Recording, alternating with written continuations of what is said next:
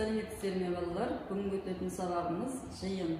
Біз жиын ұғымымен танысу үшін алдымен мына суреттерге назар аударайық. Бірінші суретте қойлар тобы, яғни қойлар жиыны берілген. Ал екінші сурет жылқылар тобы, жылқылар жиыны деп атауға болады. Үшінші суретті маркалар тобы немесе маркалар жиыны деп атауға болады. Төртінші сурет балет бишілерінің тобы, яғни балет бишілерінің жиыны деп атауға болады.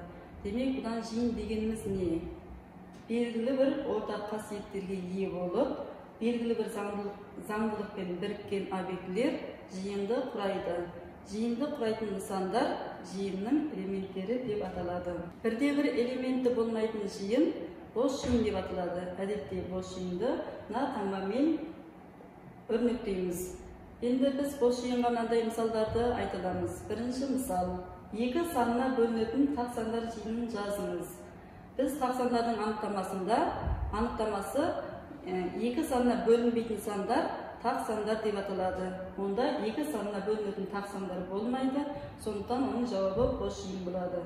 Келесі екінші мысал: бір саннан кіші натурал сандар жиыны. Натурал сандар дегеніміз бірден бастап шексізге жететін сандар немесе заттарды санау үшін пайдаланатын сандар болғандықтан бірден кіші натурал сандар болмайды. Натурал санның ең кішісі бір болғандықтан, бірден кіші натурал сандар болмайтындықтан, бірден кіші натурал сандар жиыны бос жиын деп атауға болады. Енді біз жиындарды А, Б, С сияқты латынның үлкен әріптерімен белгілейміз. Ал жиынның элементтерін А, Б, С сияқты латынның кіші әріптерімен белгілейміз. Жиындарды Эйлер Бенни дөңгелектерінде диаграммаларында кескіндейді. Ал жиынның элементтерін нүктелермен көрсетеді. Мысалы, мына дөңгелекке қарап отырсақ, А жиыны берілген. А жиынына тиісті А элементі берілген. Демек, А элементі А жиынына тиісті деп былай жазамыз. Ал Б элементі А жиынына тиісті емес. Бұл былай жазылады: Б элементі А жиынына тиісті емес. Демек, бұл белгі тиісті емес деген белгіні білдіреді. Келесі жиындар арасындағы қатынастар. Ішкі жиын. Біз жиындар арасында қатынастарды білу үшін алдымен сызбаларға қарайық. Бірінші сызбада А жиыны және Б жиыны берілген. А жиыны мен Б жиынының ешқандай ортақ элементтері жоқ. Демек, А жиыны мен Б жиыны қиылыспайды.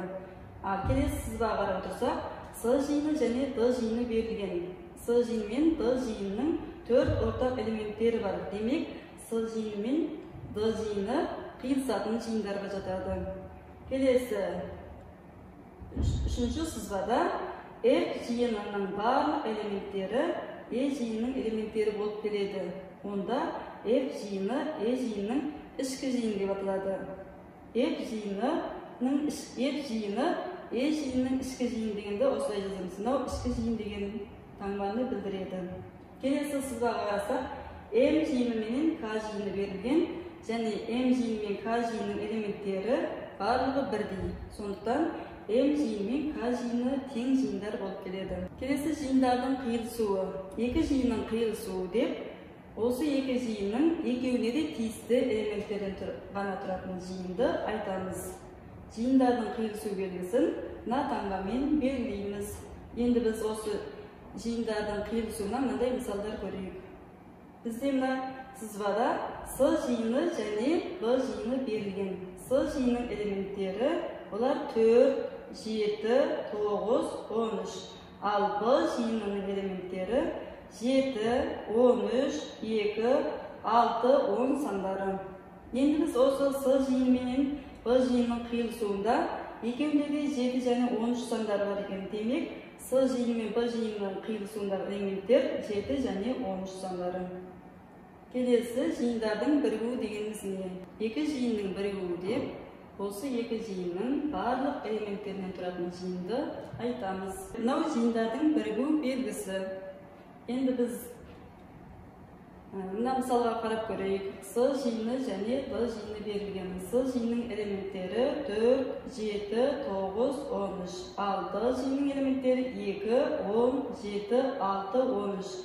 Енді біз осы С жиыны мен Д жиынының бірігуіндегі элементтерді табу үшін осында тұрған сандардың барлығын жазуымыз керек. Яғни 4, 7, 9, 13, 2, 10, 6 sandарын alamız. Endi biz mına S жиыны менен D жиынының екеуінде де ортақ 7 және 13 сандарын көріп тұрмыз. Біз бірақ бірігуін жазған кезде, бірігуіндегі элементтерді жазған кезде тек қана бір-ақ рет жазамыз. Яғни 7 саны бір-ақ рет жазылады, ал 13 саны бір-ақ рет жазылады. Сонымен бүгінгі сабағымыз осымен аяқталды. Сау болыңыздар.